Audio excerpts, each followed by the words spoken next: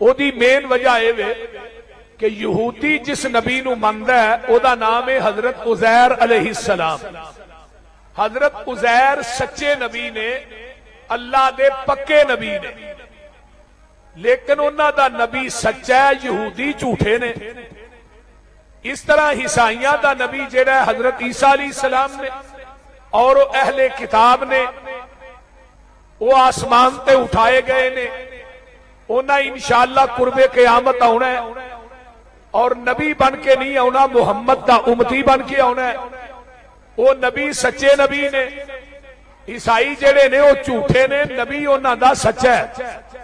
حضرت عیسیٰ علیہ السلام سچے پکے نبی نے، اسی انہاں دے معجزات نو بھی ماننے ہاں، لیکن عیسائی جھوٹے نے، نبی انہاں دا سچا ہے۔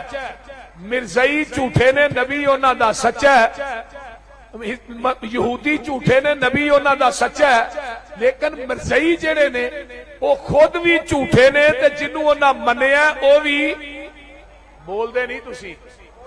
مرزائی خود بھی جھوٹے نے، جس مرزے کنجر نو منیا وہ بھی جھوٹا ہے، کذاب لعین ہے، اور قیامت تک کے دیتے لعنتاں پیندیاں رہن گیاں۔ کہو انشاءاللہ۔ بسم اللہ الرحمن الرحیم۔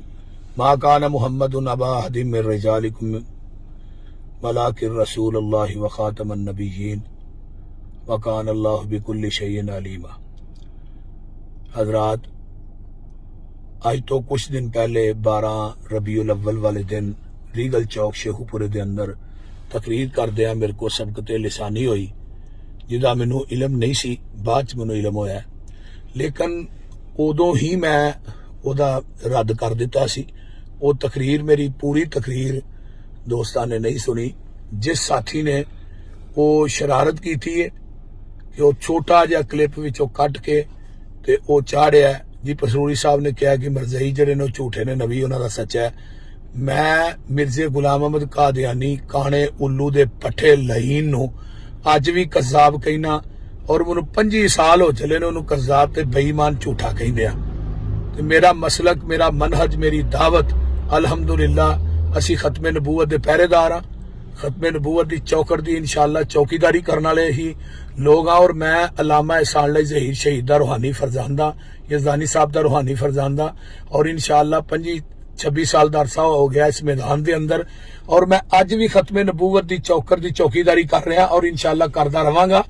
میرے نزدیک مرزا غلام احمد قادیانی کانا الو دا پٹھا لعین کذاب بے ایمان مرتد کافر ہے اور کنجر ہے۔ میں اس خبیث نو کس طرح سچا کہہ سکنا؟ میری تے میں الحمدللہ ختم نبوت دی وجہ دے اتوں پرچے ہوئے، سارا کچھ ہویا، ایسا ہر چیز برداشت کی تھی ہے، ایسا کوئی ایسا گل نہیں ہے، صرف وہ سبقت لسانی دی وجہ دے اتوں مینو علم نہیں ہویا، تو وہ مسئلہ میرے کو یا زبان چو مصرا نکل گیا ہے۔ میں اس مصرے نو بار بار دہرانا جڑا ہے وہ مناسب نہیں سمجھدا۔ دوجے نمبر تے جس ساتھی نے شرارت کیتی ہے، انہاں کو کلپ کٹ کے وچوں انہیں کو الفاظ کٹ کے انہیں چاڑے نے، انہیں پیغمبر دی ختم نبوت نہ غداری کیتی ہے، اور انشاءاللہ تعالی اللہ اس انسان دا بیڑا غرق کرے گا جس ساتھی جن نے کام کیتا ہے، اور انشاءاللہ انہوں اللہ نشانے عبرت بنائے گا، اللہ انہوں پوچھے گا انشاءاللہ تعالی۔ تے باقی کوئی ایسی گل نہیں ہے، وہ تقریر جڑی ہے پوری سننی چاہیے۔